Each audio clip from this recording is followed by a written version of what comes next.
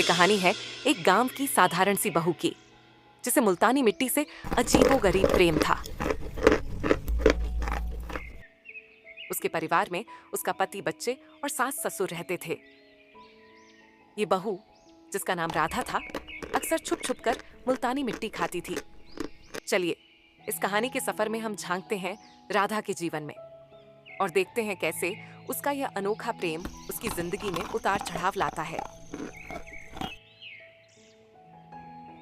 कितनी ताजगी और सुकून है इस मुल्तानी मिट्टी में। जैसे ही ये मुंह में जाती है, ऐसा लगता है जैसे सारी दुनिया भूल जाती हूँ।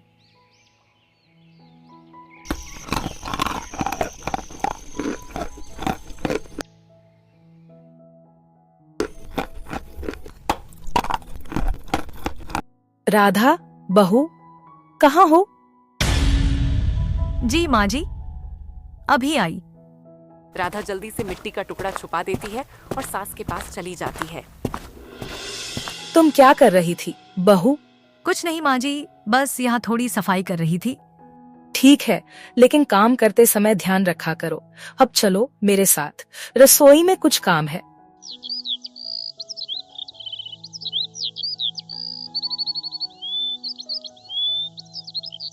बहू, आज दाल में कुछ कमी लग रही है, थोड़ा और मसाला डालना। जी माँ जी, अभी डाल देती हूँ। तुम्हारा ध्यान कहाँ है? लग रहा है जैसे मन कहीं और ही है। नहीं माँ जी, ध्यान तो यही है, बस थोड़ा थकी हुई हूँ। राधा ने देखा कि सास की नजरें कहीं और लगी हुई हैं। उसने जल्दी से मुल्तानी मिट्टी का छोटा सा टुकड़ा निकालकर मुंह में डाल लिया। कितना अच्छा लगता है ये मिट्टी, बस किसी को पता न चले। क्या कहा बहू? कुछ नहीं माँ जी, मैं तो बस अपने आप से बात कर रही थी।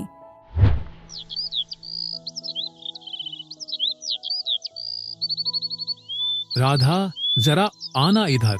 ये पौधे ठीक से नहीं बढ़ रहे हैं, देखो तो। जी बाबूजी, अभी देखती हूँ। राधा ने पौधों की मिट्टी को देखकर अंदाजा लगाया कि इसमें कुछ कमी है।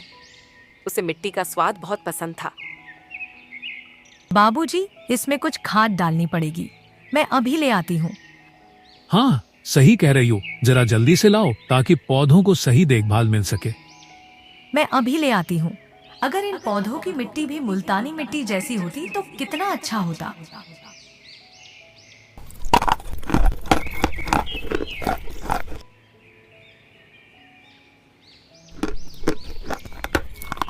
माँ, ये मिट्टी कैसी होती है? क्या हम इसे खा सकते हैं? नहीं बेटा, ये खाने की चीज नहीं है। लेकिन माँ, आपने तो कहा था कि मिट्टी में बहुत सारे पोषक तत्व होते हैं, फिर इसे क्यों नहीं खा सकते? हाँ बेटा, मिट्टी में पोषक तत्व होते हैं, पर खाने के लिए नहीं। ये हमारे शरीर को नुकसान पहुंचा सकती है। अब चलो, तुम खेलो, मैं अभी आई। बच्चों के सवाल ने राधा को थोड़ा बेचैन कर दिया। उसने तुरंत मिट्टी का टुकड़ा मुंह में डाल लिया और सोचने लगी कि कहीं बच्चे उसकी आदत न जान जाए।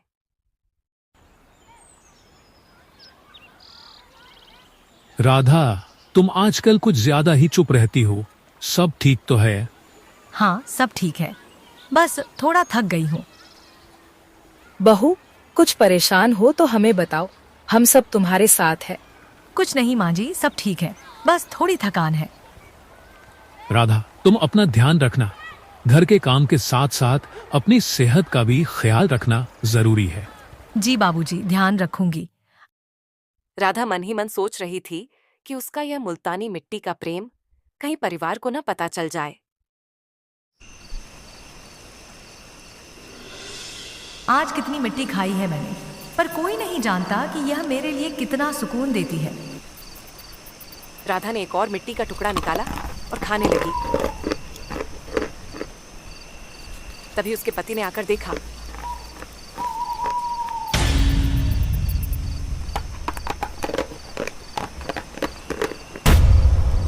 राधा, ये क्या कर रही हो? कुछ नहीं, बस ऐसे ही। मुझे सच बताओ, क्या तुम मिट्टी खा रही हो? हाँ, मैं मुल्तानी मिट्टी खाती हूँ। राधा, ये आदत ठीक नहीं है, तुम्हारी सेहत पर बुरा असर पड़ेगा। मुझे नहीं पता कि ये क्यों अच्छा लगता है, बस जब भी खाती हूँ अच्छा महसूस होता है। हम डॉक्टर से बात करेंगे। तुम्हें यह आदत छोड़नी होगी।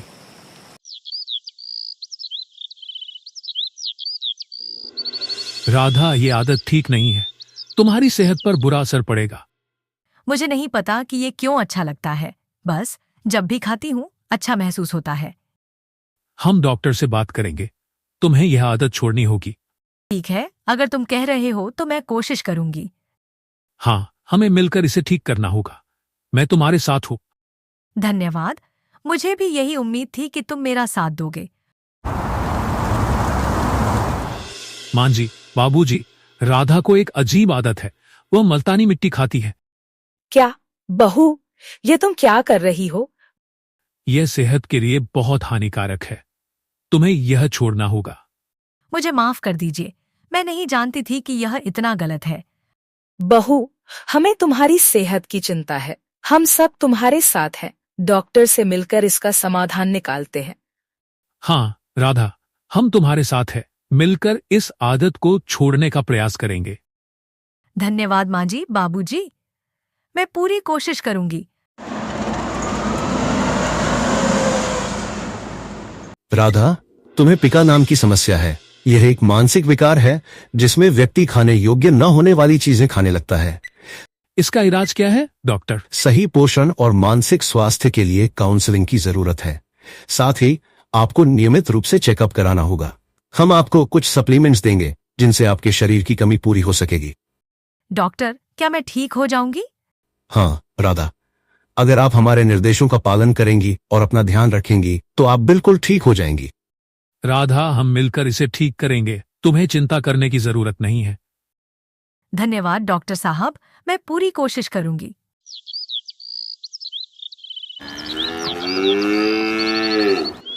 बहू, डॉक्टर ने क्या कहा? मां जी, डॉक्टर ने कहा है कि मुझे पिका नाम की समस्या है। इसे ठीक करने के लिए सही पोषण और काउंसलिंग की जरूरत है। राधा, तुम चिंता मत करो। हम सब तुम्हारे साथ हैं। हम मिलकर इस समस्या का हल निकालेंगे। धन्यवाद बाबूजी, मुझे आप सबका साथ चाहिए। हम सब मिलकर इस आदत को बदलेंगे। राधा, तुम देखना, सब ठीक हो जाएगा।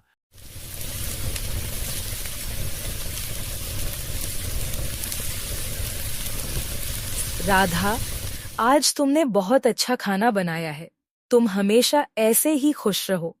धन्यवाद मां जी, आपकी मदद से ही यह सब संभव हो पा रहा है।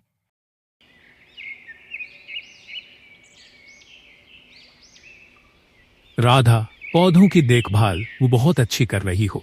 अब ये बहुत हरे भरे दिख रहे हैं। धन्यवाद बाबूजी, अब मैं खुद भी अच्छा महसूस कर रही हूँ।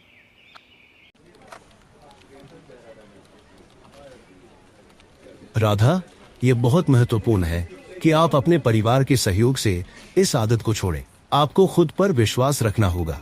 हाँ, मैं समझ रही हूँ। मेरा परिवार मेरे साथ है और मैं खुद को बदलने के लिए पूरी कोशिश कर रही हूँ। यही सही रास्ता है। आप अपनी भावनाओं को अपने परिवार के साथ साझा करें। इससे आपको मानसिक शांति मिलेगी। जी, मैं ऐसा ही करूँगी। धन्यवाद। माँ, आपने आज मिट्टी नहीं खाई ना? नहीं बेटा, अब मैं मिट्टी नहीं खाती। तुम्हारी माँ अब ठीक हो रही है। राधा, तुम्हारी मेहनत रंग ला रही है। अब तुम्हें मिट्टी खाने की जरूरत नहीं पड़ेगी। धन्यवाद। आप सबका सहयोग न होता तो मैं यह नहीं कर पाती। बहू, तुम हमारी जिंदगी का हिस्सा हो। हम हमेशा तुम्हारे साथ हैं। राधा ने अपने परिवार के सहयोग और डॉक्टर की सलाह से अपनी आदत को बदल लिया। अब वह एक खुशहाल और स्वस्थ जीवन जी रही है।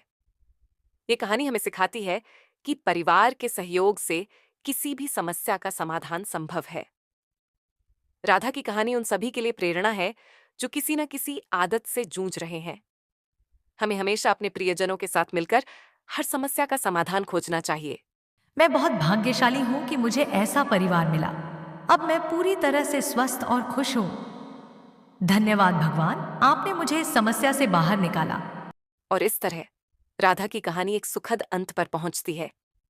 उसकी जिंदगी में आई इस चुनौती ने उसे और उसके परिवार को और भी मजबूत बना दिया। ये कहानी हमें यह भी सिखाती है कि किसी भी समस्या का समाधान मिलजुल कर निकाला जा सकता है। बस हमें एक दूसरे का साथ चाहिए।